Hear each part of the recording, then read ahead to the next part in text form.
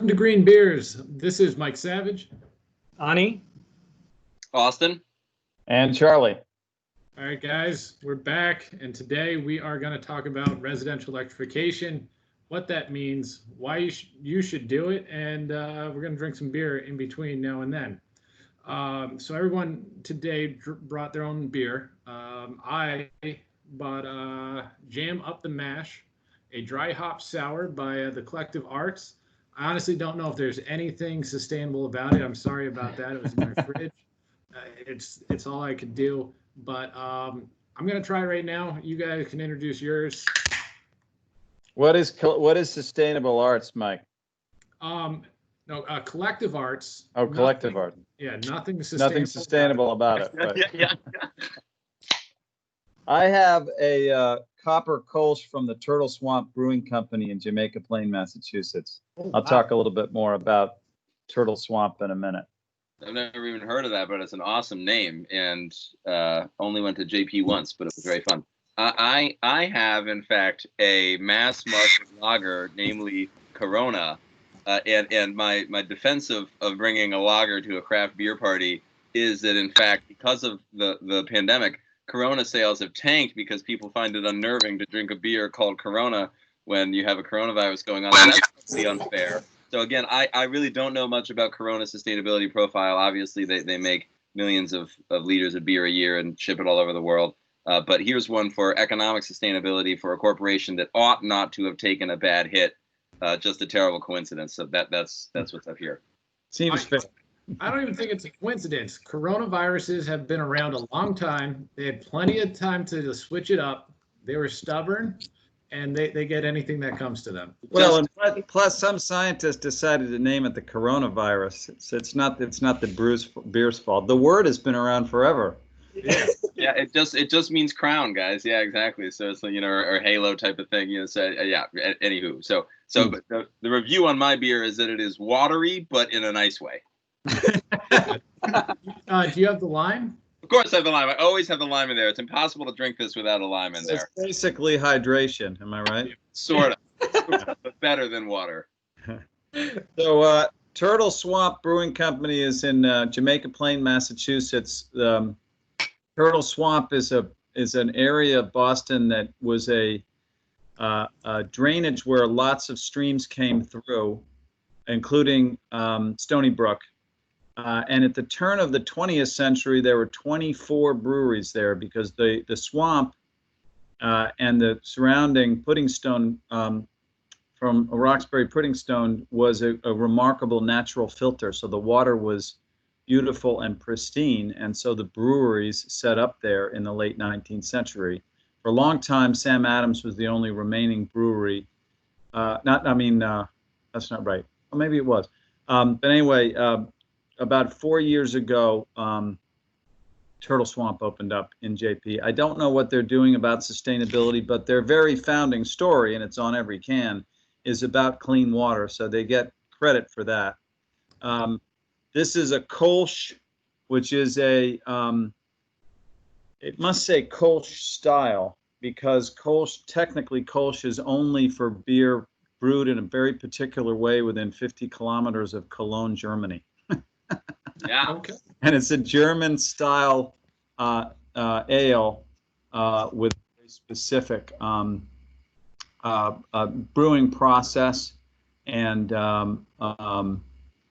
it's a lager. It's a top fermenting beer, and it's a very specific process. This is very good beer, actually. I recommend it. Hoppy, but also the copper Kolsch, so it's got a sort of a toasted note to it. Yeah, darker color than the Kolsch that you saw on that famous Anthony Bourdain episode where he's in Cologne and he's got that pork knuckle and this guy describing Kolsch. It's a lot darker than that one. Yeah. Any ratings, Charlie? Knuckle. What's that? What's your rating for the beer? Yeah, rating. I'd give this a 7. It's smooth. It's flavorful. It's a little different, and it's highly local. And just a question on there before I go into the Green Boost. So do they help with the swamp and growing the swamp and maintaining the swamp? Or Not anything? that I can tell. And of course, it's all been redeveloped now, so it's no longer a waterway. But at the turn of the 20th century, it was. and they're at least honoring the clean water, natural clean water systems of Boston. So 0.25 of a green boost for honoring. No, I can't give them a green boost, but I'm not giving them a negative either. So I think it's a solid 7. I feel like, honestly, it could even go the other way, because there's no way they were taking that clean water and dumping out, even more clean water. It's something else was coming out of that. Fair point. Fair point. But at least their hearts maybe in the right place. Yeah. At least they got the good water. Correct. True. Yeah. Austin, where is the Corona stacking up on the all-time ranks for you? Yeah. I mean, we gotta be real about this. I think the honest answer is 4.75. But they only because look, I don't mean to be rude. I love it, but we're also talking about it's also you love it in part because you're thirsty and you could drink water, seltzer, or Corona. So. Yeah. It's a 4.75 with no green boost. I'm not aware of anything. So that's where we're at. And that's, I think, clearly my lowest rating ever. Yeah. Should we have like a different ranking category for bad beers? Not like, obviously we will have like craft beers but then also like for your Coors Lights and your Miller Lights and your Coronas and the water beers. Yeah. Like Somerville has a museum for bad art, we can definitely have a rating for a bad. Yeah. And also because I think, Mike, this is an important point that if we're restricting our view to mass market watery lagers, I much prefer Corona to Coors Light. So yeah, I think we should have a different rating system for mass marketed beer as opposed to stuff that qualifies as craft. Yeah. Yeah, I think so as well. It's a much different game.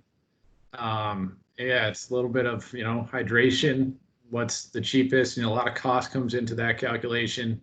But yeah, certainly we should think on that one. Well, yeah. I just wanted one other quick thing is on the filler and cost question. I've heard that Corona is actually gluten-free, and I know this because my gluten-intolerant roommate can drink it, and that means, of course, it is brewed entirely with filler, namely rice.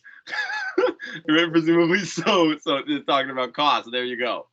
There you go. So sorry. Yeah, Mike, you hit it. Yeah. So Collective Arts, like sour, very different beer, right? It tastes like a mixture of it's like a fruity limeade thing going on right now. I would give it like a 6.7. I think they spent more time designing the can than the beer. But how do you say that? I mean, the whole thing I think is supposed to be like an art company that I don't know all of it, but my guess is it's I don't really like it. I'm just gonna go there. Well, I'm surprised you gave it a 6. Why is it north of 5 then? I mean, I like I sours. give you a chance to revise your ratings if you want.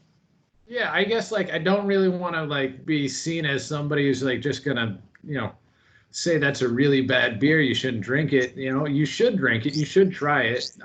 Develop your own opinion. But mine is like it's not good. Yeah. Okay. Not good. I'll give it a 6.7. No All green. right. I think I misspoke about the Kolsch. Kolsch is an ale, top fermenting, so it's an ale style. Yeah. For those who are following along at home. Absolutely. So with that, I think that concludes this week's beer review and into the main topic, which is electrification, residential electrification, which is, I think, one of the best things that you can really talk about at a general public level, because everyone has their own home. Everybody should be able to feel the effects of it. So first question is, what is residential electrification? And why does it matter? Well, the concept of electrification, and by the way, footnote to come back to, you raise an interesting point, Mike, about whether and how this would apply to people who are renting, because there's economic and other questions about all of these energy efficiency concepts as how they, in terms of how they relate to tenants as opposed to homeowners. But electrification is basically the concept that with the grid, the electric grid moving to more sustainable sources of power, i.e., as we move away from coal-powered plants to gas-fired power plants, as we've done in the last 10 years, and then from there on to more renewables, wind and solar. And the grid, what's called the grid mix, is lower in carbon emissions. Electrification is the concept of moving space heating and cooling and water heating and cooling from on-site fossil fuels to electricity that would be drawn from the grid. So instead of having a boiler for water and a furnace where you're buying natural gas or home heating oil, as a lot of people in Boston and Providence did, you're going to have appliances that heat your water or your home that are connected to the electricity grid. Yeah, and I guess to follow up on that, a quick little poll. Everybody, we're all working from home. How is everybody's house being heated and cooled right now? I know mine. I have an oil tank in the basement, but I got electric AC. It's not the most efficient. It's old, but we're, at least in the summer we're electric, and in the winter we're on oil. So that's one change. But how are you guys heated and cooled? So my house is heated with a gas boiler in the basement. There isn't a cooling solution right now, but yeah, my friends got a window slit AC, so they kind of plug it in. You said that very calmly for a guy who's filming a podcast in a 90-degree day. Tell me about it. My legs are spreading right now. A cooling solution in place. The translation there is, it is unbearably hot in here. Yeah, no, but if anybody can handle it, it's Ani. Yeah. Here we've got, certainly it's a fossil fuel boiler in the basement. I'm not sure whether it's fuel oil or gas. Honestly, my housemate pays those utilities, but soon I will. So soon I will see that directly. Another factor, of course, for the residential sphere is your stove. Of course, we have a gas stove, and from a culinary perspective, almost everyone agrees that gas is superior to electric, but electric stoves have come a long way and are more responsive than they were. So that's another big one that we'll actually probably touch on later, is the restaurant industry and their opposition to electrification because of the stove issue is a big one. But then, yeah, my AC unit in my room is electric. Yeah, and we are on natural gas for water and for water heating, and for space heating. We have air source heat pumps for cooling, which we installed a couple of years ago. When we first moved into this house, it was heating oil. So I think, and then, this house was built in, I think, the 40s. So a lot of houses have moved from heating oil to natural gas over the last 20 years. And that has reduced the emissions profile to some extent. But now, of course, the conversation is about getting rid, as we said, of fossil fuels altogether for your space and water heating and cooling. Yeah. And it sounds like we're 4 for 4 on space heating with fossil fuels. Yeah. No, and Charlie, your point about people making that conversion from oil to gas, I mean, there's still a lot of savings to do that. And, that's part of the conversation. Is it economic sense to jump right to electric, or should you take these stepping stones of go to oil to gas, and then maybe down the line do what makes the most sense for you? Something is better than nothing. And I think in terms of the why from the climate perspective, I'm not entirely sure of the numbers on whether moving to electrification reduces the climate footprint now.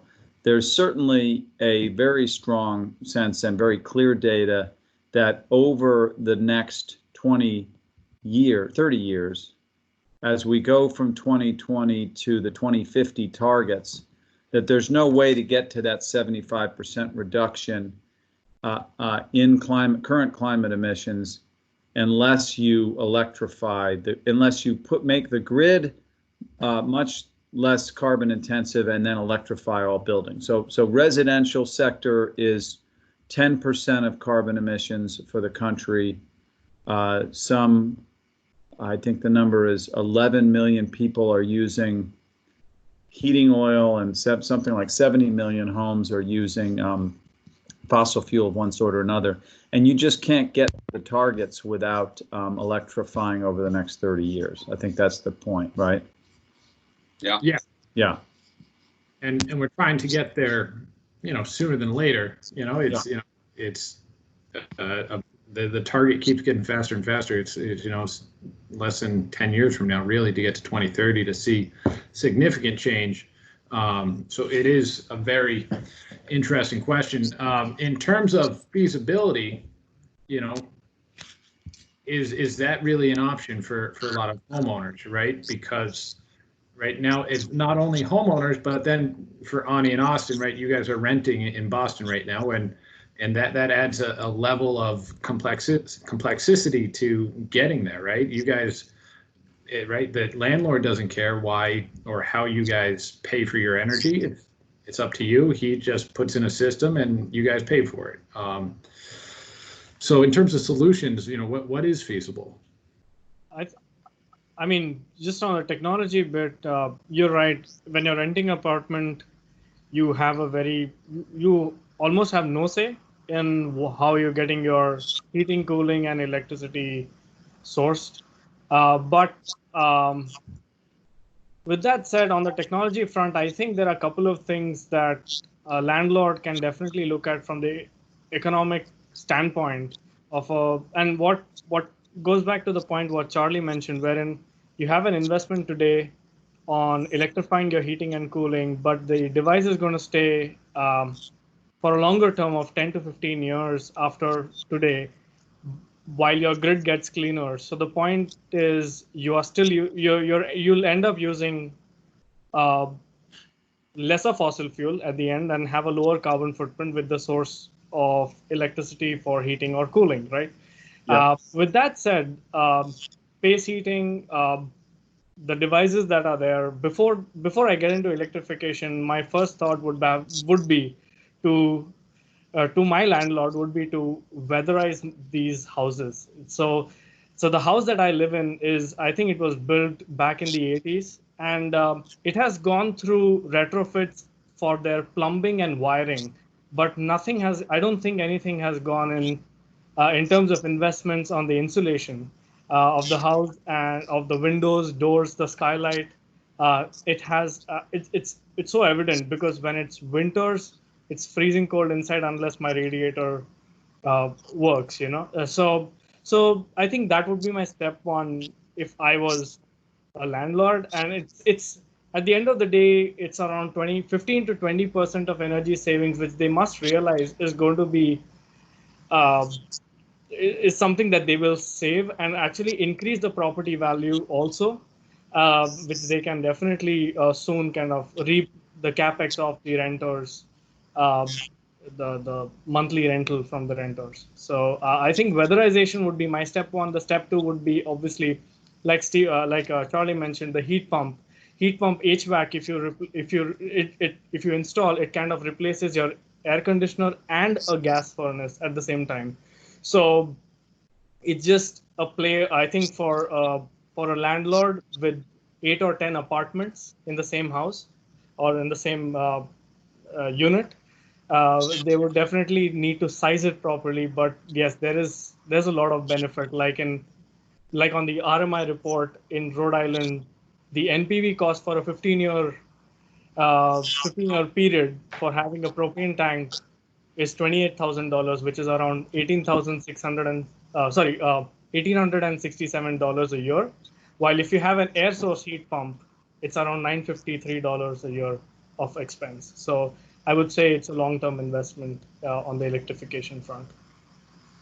Yeah, I mean that sounds right to me. Certainly, the RMI. This is Rocky Mountain Institute, and the famous efficiency guru Amory Lovins is the big name attached to that. Other big names too, but yeah. So efficiency, of course, is always the first fuel, and so straight to that, weatherize your house, because no matter what you do, it's better to be more efficient.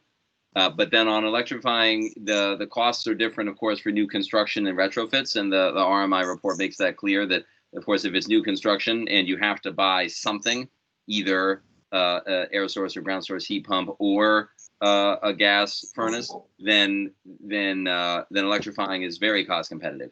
If you're retrofitting, where I don't know how old your furnace is, but let's say that it's only 5 or 10 years old and has another 20 years left on its useful life, and you're ditching that to replace it with an electric solution, then of course you have the embodied carbon in making the furnace, which is not huge, but it's there. But then there's the cost factor, so it becomes less cost competitive for retrofits, of course, but more and more cost competitive as your furnace reaches the end of its useful life, and you have to replace it with something regardless. And it's tricky too that we're discussing residential electrification, and the RMI report deals mostly with single-family homes. I think actually entirely with single-family homes. And one thing that we really discussed at length at Renew is the issue of how do the technologies perform when you're looking at a small, say, condo, like the type of Cambridge or Somerville unit where you've got maybe 4 stories, maybe 3 units on a floor, so you've got 12 different apartments. You could have pretty varying efficiency profiles there, depending on the size of the building, versus doing this for a skyscraper, right? If we're trying to get an office downtown electrified. So there's a lot of work left to be done to figure out exactly how the efficiency and the cost effectiveness stacks up. But that the writing is on the wall for, as everyone has said before, that I mean, it's nice to do now, but hoping and praying that by 2030 and 2040 the grid is substantially cleaner even than it is now. The carbon benefits from electrifying will be massive. But I coming back to the question of restaurants and stoves, one of the really big there's the question too of what governments can do, what business can do, and one thing that certain progressive, mostly city governments have done is to ban natural gas hookups in new construction, and most famously this happened in Berkeley, California, but then it came and it happened right here in Brookline, Massachusetts, and restaurant industries have opposed this vigorously because restaurant stoves and ovens and broilers are all gas run and are a lot easier and more flexible to use than electric or induction. So there's an equity question there too, even. And of course, now that the restaurant industry has been battered more than any other industry by COVID, adding insult to injury by saying that, okay, well, even it could be an opportunity. In fact, on the one hand, it's sort of, kicking them while they're down. On the other hand, since they've been shuttered anyway, maybe now is as good a time as any to ditch those gas ranges and install some electric. It won't be easy, and there will be a lot of pushback, but it'll be worth it for the climate mitigating effect. Yeah, and picking up on a couple things that Austin and Ani said. One, just to emphasize the technology we're talking about, it's widely available, widely tested. An air source heat pump is nothing more complicated than an outdoor unit that is typically serving a distribution system of indoor heat and cooling units that can be distributed across the facility. But it's run by electricity that's utilizing the outdoor air temperature as a starting point and then distributing that through the building. So there's no fossil fuel involved, and it's a fairly simple install, and they're widely available.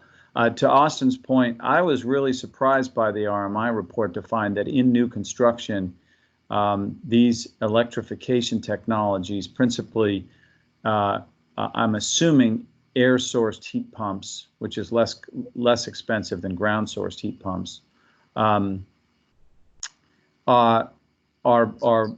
very competitive, and that and electric water heaters are competitive as a combination as against the standard of installs, which would be fossil fuel based.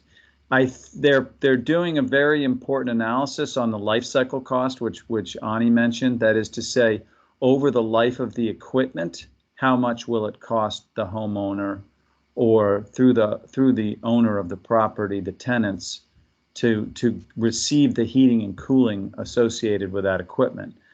I'm assuming they did that because the equipment, the air source heat pumps and the electric water heaters at this point cost more as an initial matter. right?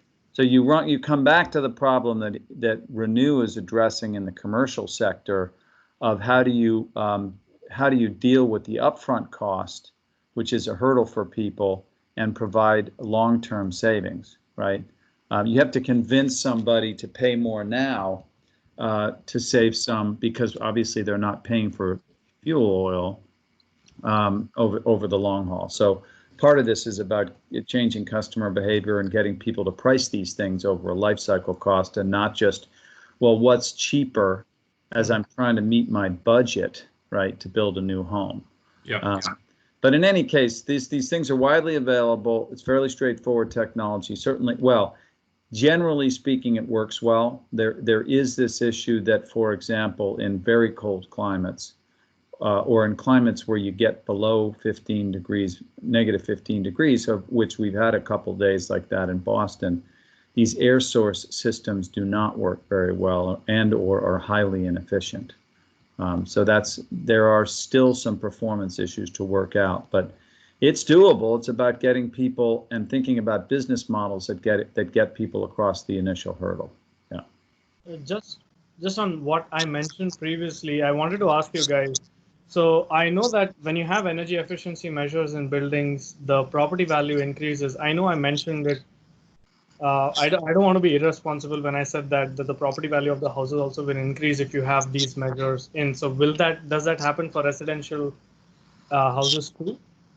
I mean, as long as you can show, homes that it's similar sort of operating cost calculation. There's obviously you aren't dealing with financial professionals and figuring out the cap rate, but there's been a lot of studies in terms of electrification and in particular solar that it adds value, significant amount of value. So I would say that's hold true. And you also see builders that promote their homes as green builders and things like that, so that they can attain a higher value. So there is a whole movement around this, having ultra efficient homes and even net zero homes, which is, have an electric home, throw some solar on it, and then all of a sudden you don't have any utility bill. That's by far my favorite part of electrifying. Well, so, I mean, to pick up on Ani's question, this gets to the point about what can various players in the larger ecosystem do to encourage electrification. Obviously, there can be incentives to deal with the upfront costs. There can be, and I've seen discussions around disclosures around the total cost of owning a home and requiring realtors to include that, right? So then the savings on the utilities becomes a measurable indicator, just like you have to disclose in an inspection, has this house ever had termites? You have to disclose the annual carrying cost of the house, and so that incentivizes homeowners to say, by the way, I've got a lower carrying cost than the other place you're looking at. And then the other major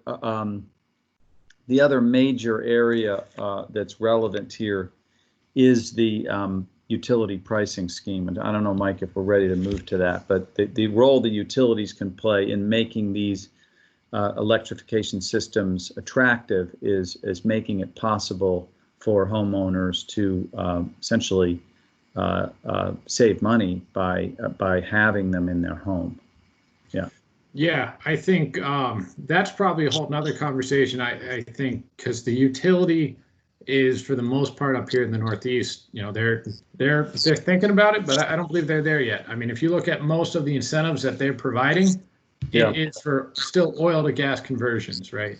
I tried to when I bought this house 2 years ago, the first thing I did was, can I get a natural gas boiler? And I looked at it and was like, well, it cost a lot, and the oil system was pretty new. And then last year I was like, well, electrification makes a lot more sense, and I could take everything. So, but there was no incentives to go with a full heat pump system. Right.